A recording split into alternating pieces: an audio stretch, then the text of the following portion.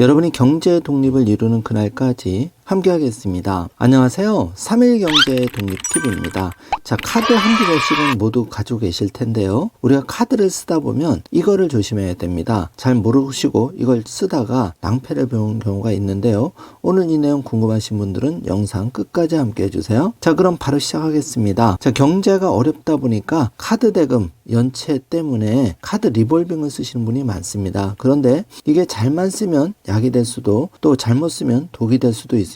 그래서 자세하게 알아보겠습니다. 자, 카드 리볼빙은 카드 결제 대금을 한 달 미뤄주는 이런 서비스인데요. 첫 달에는 부담이 적지만 원금과 이자, 수수료가 불어나는 빚을 주의해야 됩니다. 그래서 결론은 카드 리볼빙은 일시적으로 유동성 해결 시에만 사용을 하고 최대한 빨리 갚는 게 정답인데요. 자세히 들여다보겠습니다. 자, 깨알 같은 글자들이 빼곡하게 적힌 약관, 사실 이 약관 제대로 읽어보지 않고 쭉 동의 버튼만 누르기가 쉬운데요. 이 약관 속에 숨은 내용들을 꼼꼼히 살펴보아야 됩니다. 요즘 경제 상황이 녹록치 않다 보니까 금융 소비자들, 고객들이 신용카드 결제 대금을 내야 하는 매달 중순이 되면 잠을 못 이루는 경우가 많죠. 물가는 오르고 소득은 마이너스인데 카드 대금까지 내야 되다 보니까 허리가 휩니다. 그래서 자주 사용하는 서비스가 리볼빙이라고 일부 결제 금액 2월 약정이라는 서비스를 활용을 하는데요. 그달 갚지 못한 카드 대금을 다음 달로 연기하는 게 이 카드 리볼빙 서비스의 핵심인데요. 당장 현금이 부족한 그 고객 입장에서는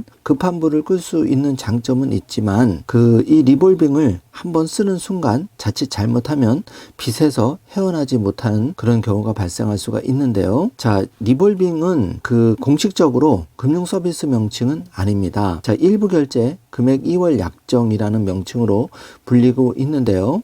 쉽게 말하면 카드 대금 일부를 다음 달에 갚는다, 이렇게 생각하시면 되겠습니다. 이번 달에 지불할 수 있는 그 비율만 지불하겠다고 약정을 하면은 카드사는 이 대금을 해당 월에는 이체했다고 판단하고 이월시키는 거죠. 자, 리볼빙의 장점이 바로 여기에 있는데요. 해당 월에 카드 결제 대금을 내지 않았다 하더라도 연체로 잡히지 않기 때문에 리볼빙을 쓰는 겁니다. 그래서 그 밀린 카드 대금 연체 때문에 신용점수가 하락하는 불상사를 막을 수 있는 리볼빙의 장점이라고 할 수 있는데요.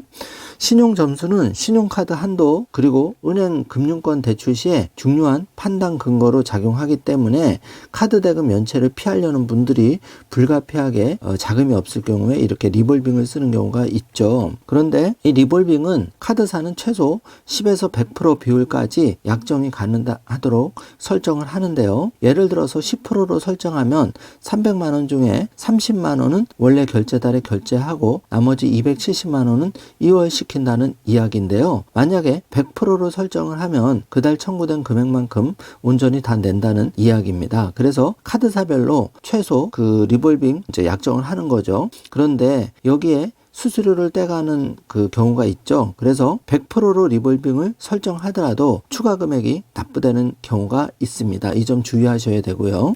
자, 지금 신한카드 일부 결제 금액 2월 약정 리볼빙 설명서를 보고 있는데요.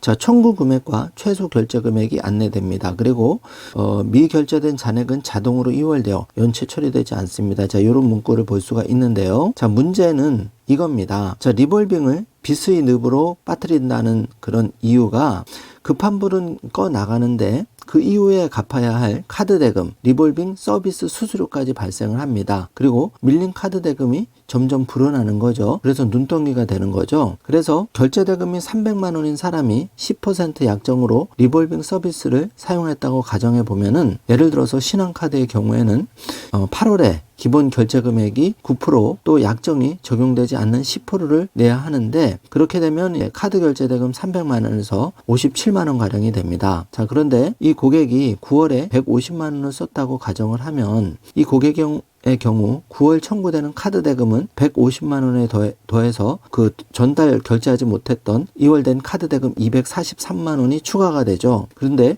여기에 또 붙는 게 있는데 바로 243만 원에 대한 이자가 붙는다는 겁니다. 그래서 신한카드 같은 경우에 그 리볼빙의 이자율을 연 5.4%에서 19.9% 이내에서 개인별 신용 평점에 따라 부과한다고 하는데요.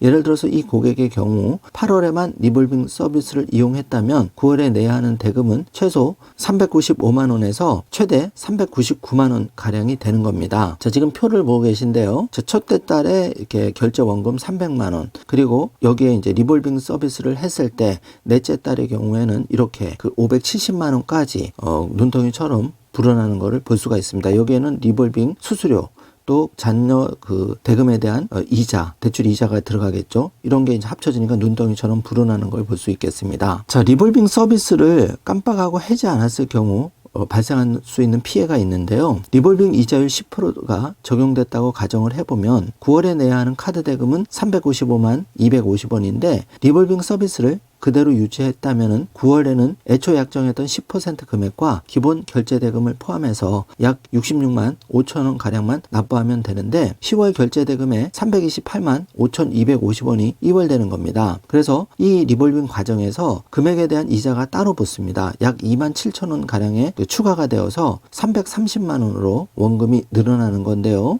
자, 9월과 같은 수준인 150만 원을 10월에 결제했었다면 내야 하는 금액은 이렇게 480만 원으로 껑충 뜁니다. 그래서 매달 150만 원가량 신용카드를 사용하고 리볼빙 서비스를 계속 사용한다면은 어느 순간에는 쌓인 금액이 커져서 언젠가는 해당 월에만 썼던 150만 원보다 높은 결제 대금이 청구될 수가 있습니다. 자, 리볼빙을 사용하더라도 최소 결제 금액이 있는데 제대로 납부하지 못했다면 연체로 분류돼서 연체 이자율이 추가로 붙죠. 그래서 시간이 지날수록 리볼빙 이자율이 상승할 가능성이 매우 크고 자칫 잘못해서 연체가 되면 더 심각한 문제가 생길 수가 있습니다. 그래서 리볼빙이 빛의 늪이라고 부르는 이유가 바로 이런 것인데요. 여신금융협회에 따르면 상반기 기준 리볼빙 잔액은 무려 6조 5천억 원이 넘는다고 하는데요.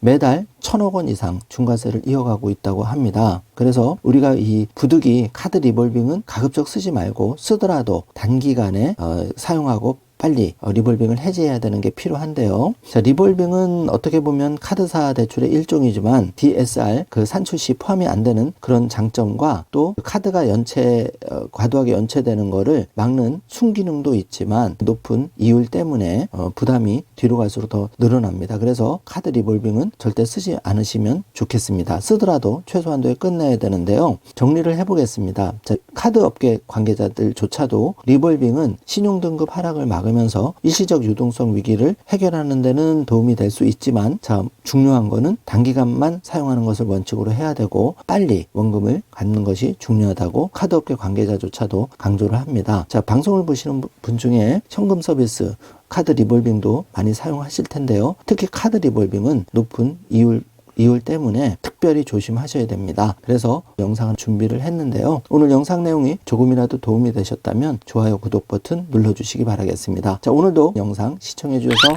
감사합니다.